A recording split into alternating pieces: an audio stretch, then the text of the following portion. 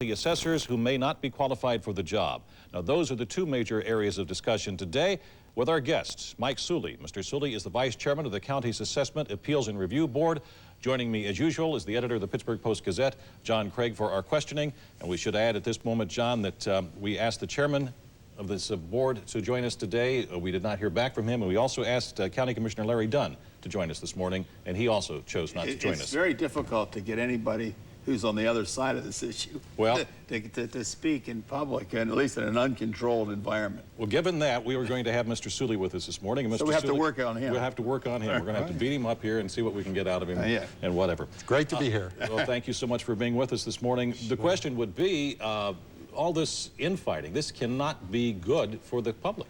Well, again, I don't know if we should be judged on the bickering or the fighting. I think maybe we should be judged on how we vote and the policy decisions that is the sum of what we are over the last 2 years. Well, aren't those policy decisions really based on politics in the long run? I believe so, yes. And one of the things people don't know, how many of you are there? There are 7 board members. Okay, and you're split right now 4-3?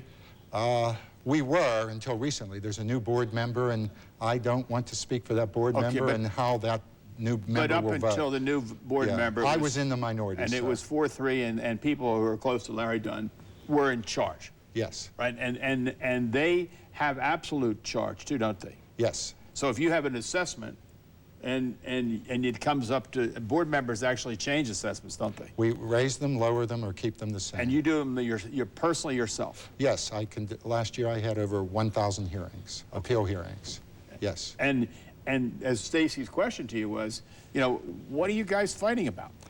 Well, there are 2 issues here. One is who controls the department, the administration of the department. And then, until recently, I believe it was the other 4 members. And we have 1 supervisor and manager for every 8 employees. We should be doing a much better job than we are now. But a much greater issue is the countywide reassessment. I'm for the countywide reassessment. I've come out from the beginning. I signed my name on the contract.